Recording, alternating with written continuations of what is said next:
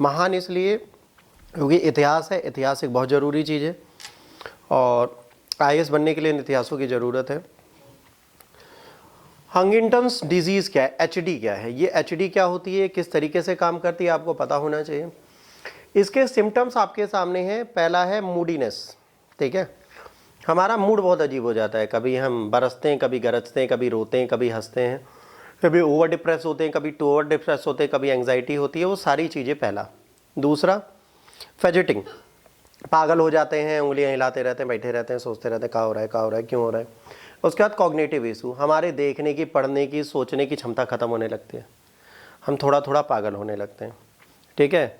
इसके बाद personality shift, अभी हम हंसेंगे फिर रोएंगे, फिर हंसेंगे फिर रोएंगे, फिर प्यार आएगा, फिर दुख आएगा, फिर गम आएगा, फिर डिप्रेस्ड होके बैठ जाएंगे, हाय तौबा मेरे साथ क्या हुआ। फिर फोकस ही नहीं कर पाएंगे, पढ़ने बैठेंगे मन करेगा चलो टीवी देख लें, टीवी देखेंगे नहीं, टीवी नहीं देखते, पढ़ते हैं। फिर पढ़ने बैठेंगे चलो गर्लफ्रेंड से बात करते हैं, फिर एक्स से बात करते हैं, फिर वाइफ से बात करते हैं, पूरी सोसाइटी में जाएंगे, सबको गरिया के वापस आ जाएंगे। उसके बाद फिर हमारे मसल्स में क्रैम्प आने लगे, आई दादा ये हो गया वो हो गया। ये सारे सिम्टम्स अगर आपके साथ हैं तो इसका मतलब ये नहीं आपको डिजीज़ है, आप पागलपन का भी शिकार हो सकते हैं, बट ये इसके भी सिम्टम्स हैं, बस ये समझ लीजिए, ठीक है। ज़्यादा आप दिल पे मत ले लीजिएगा कि पता चले आप अस्पताल चले जाओ इसी सिम्टम को लेके, बट होता है, ये सिम्टम्स है, ठीक है। अब क्या है, ब्रिटेन में वैज्ञानिकों की एक टीम ने हाल में हंटिंगटन रोग से पीड़ित लोगों की प्रगति के लिए और संभावित उपचारों और जीवन शैली में बदलाव के प्रभावन मूल्यांकन के लिए गैर आक्रामक माप तकनीकी तथा नवीन विश्लेषण पद्धतियां विकसित की हैं। मतलब सबसे बड़ी प्रॉब्लम है वो सिम्टम्स तो हैं, बट उसमें से 99% सिम्टम्स तो हम लोगों के अंदर भी हैं। हम लोग डिप्रेस भी हैं, फोकस भी नहीं कर पाते। यहाँ जितने बच्चे सबके साथ प्रॉब्लम, भाई ये पर्टिकुलर प्रॉब्लम तो हम में से कोई ऐसा व्यक्ति नहीं है जिसके पास ना हो, ठीक। दूसरा ये हम सबके अंदर है, मूडी तो हम लोग हमेशा से थे, ठीक।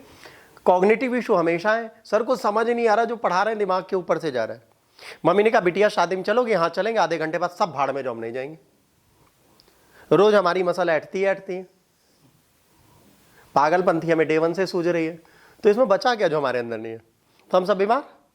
अगर इनके सिम्टम्स में जाए तो भारत क्या विश्व का हर एक व्यक्ति अस्पताल में एडमिट हो जाए। इतने तो डॉक्टर, पता चला डॉक्टर भी पागल, सेम सिम्टम्स उसके भी है, तो खत्म हम लोग। तो इन्होंने कहा भाई इसकी जांच करते हैं ठीक से। तो जांच क्या है, पहली चीज ये एक बहुत अजीब सी बीमारी है, ठीक है।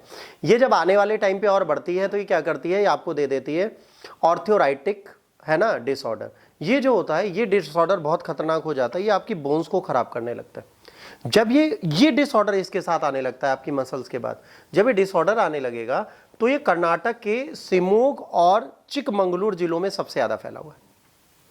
ये दो डिस्ट्रिक्ट है हमारे देश में, कर्नाटक में, एक शिमोगा और एक चिकमंगलूर, उसमें सबसे ज्यादा डिजीज फैली।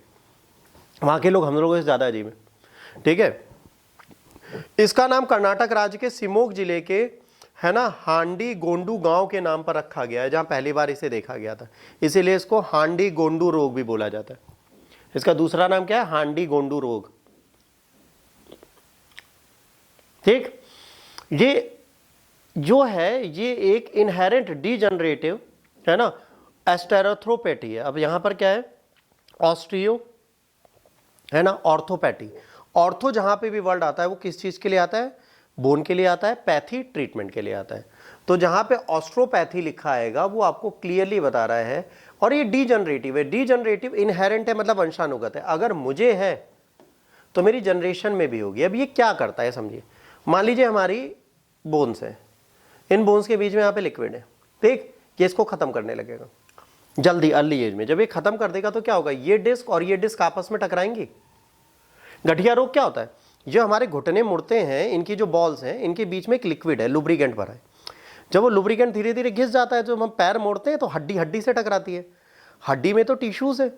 अब वो जब टकराते हैं तो हमारे घुटने में प्रचुर पीड़ा होती है, हम चल नहीं पाते। या तो उसमें लिक्विड जेल भर दो या उसमें स्टील की बॉल लगवा दो, अपनी बॉल हटवा के, दोनों ऑप्शन है। फिर उसमें ग्रीस पॉलिश हो जाती है बढ़िया से, कोई दिक्कत नहीं है। बढ़िया साइकिल वाले क्या है, घुटना खोलो भैया ग्रीस कर दो, कर देगा, चिकना हो गया, चलता रहेगा। तेल खुदे डाल लो, मजाक है, सीरियसली ऐसा मत लेना कि किसी के लगाओ तुम जाओ साइकिल वाले के, उसके लिए डॉक्टर बैठा है, वही करेगा ग्रीसिंग। अब यहाँ पर प्रॉब्लम है कि ये जब होने लगेगा तो हर बंदे के पास तो इतना पैसा है नहीं कि वो अपना इलाज करा ले, ठीक है। और डीजनरेटिव का मतलब होता है धीरे धीरे हड्डियों का नाश होना प्रारंभ, वो धीरे धीरे डीजनरेट होंगी, धीरे धीरे खत्म होंगी। ये एक इशू हमारे साथ चलता है। ये प्रगतिशील कंकाल प्रणाली विकार है, प्रोग्रेसिव स्केलेटल सिस्टम डिसऑर्डर है, ठीक है, जो बहुत बुरा हिप जॉइंट पेन देता है और जॉइंट पेन देता है। देखिए स्पाइंडिनो ऑर्थोराइटिस एक डिजीज है जो इसी से रिलेटेड है ना, इसके शिकार बहुत लोग हैं जिसमें मैं भी हूँ। उसमें भी सेम डीजनरेशन होता है, बट उसमें हिप पेन तो होता है, हिप जॉइंट पेन इमेंस होगा जब होगा। बट इसका उपचार क्या है? इसका उपचार क्या है कि आपको बहुत ज़्यादा वेट नहीं उठाना, हैवी वेट नहीं उठाना। आपको बहुत अच्छी चीज़ बताऊं, मेरे हिसाब से मैंने 2020 से हैवी लिफ्टिंग और जिम नहीं किया। 99% मेरे हिप जॉइंट और स्पाइंडिनो ऑर्थोराइटिस का पेन कम है। पर जब तक मैंने जिम किया तो क्या होता था कि वो वेट किस पे आएगा? स्पाइन पे। अगर स्पाइन में कोई डीजनरेशन चल रहा है तो उस लोड को झेल नहीं पाएगा, हिप जॉइंट में तुरंत सेंसेशन दे देगा, तो उस टाइम पे पेन किलर्स खानी पड़ती थी। अगर हम हैवी वेट से बाहर आ गए तो आज हमें पेन किलर से तो बचने का मौका मिला, समझिए। तो डिजीज होना बड़ी चीज नहीं है। फिर धीरे धीरे क्या होगा? धीरे धीरे एक्सट्रीम केस में क्या होगा? आप ऐसे ऐसे चलोगे रेंग रेंग के, फिर धीरे धीरे घुटने के बल आ जाओगे। क्यों? क्योंकि आपको बहुत ज़्यादा दर्द होगा। जब बहुत एक्सट्रीम केसेस होंगे तो ये होगा, और ये जब होता है तो बहुत तकलीफ होती है, ठीक। तो ऐसी बीमारी लोगों को ना हो। फिर नॉर्मल ग्रोथ नहीं होगी। अगर बच्चे को हो गया तो बढ़ेगा ही। बचपन में देखा कलुआ इतना ही था, बड़े होकर भी कलुआ इतना ही है, अंतर आया नहीं बेचारे के अंदर, तो आपको पता चल गया वो बीमार है।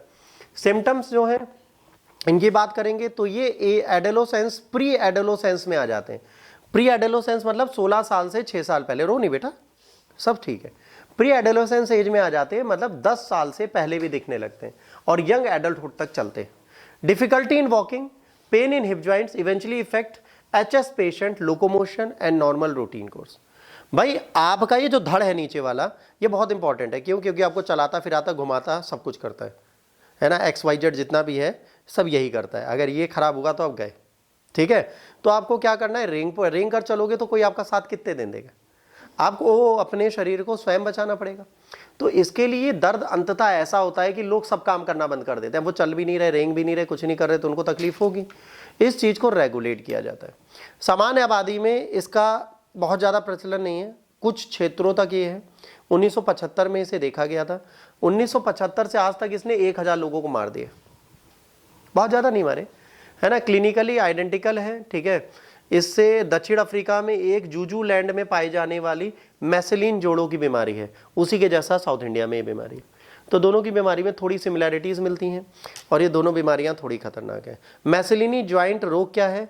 मैसेलिनी ज्वाइंट रोग एक अपंग करने वाली ऑर्थोराइटिस बीमारी है, दक्षिण अफ्रीका के काजुल नटल के मापुटडा लैंड क्षेत्र में एक स्थानिक प्लेस पे पाई जाती है। भौगोलिक क्षेत्र इसका सीमित है, केवल भांटू भाषी पृष्ठभूमि वाले लोग इससे प्रभावित होते हैं। ये याद रखना। कौन होते हैं? भांटू भाषी। अगर ये भाषा आपको नहीं आती तो आप बच जाओगे। मतलब रोग भी, वायरस जो है ना भाषा समझता है, he is a language decoder. अगर ये भाषा नहीं आती तो बच गए, ठीक। और दूसरा, ये जूलू कल्चर में फैलता है। अगर जूलू कल्चर फॉलो करना बंद कर दो तो भी बच गए। तो यहाँ पे कहीं ना कहीं तो कुछ दिक्कत है ना इनकी लैंग्वेज और इनके खान पान में। तो ये बीमारी सिर्फ यहीं फैलती है, जिसे बोलते हैं मैसेलिनी, है ना, ज्वाइंट डिजीज। तो ये आपसे एग्जाम में और पूछी जा सकती है, तो इसके बारे में लिख लो कहाँ फैलती है।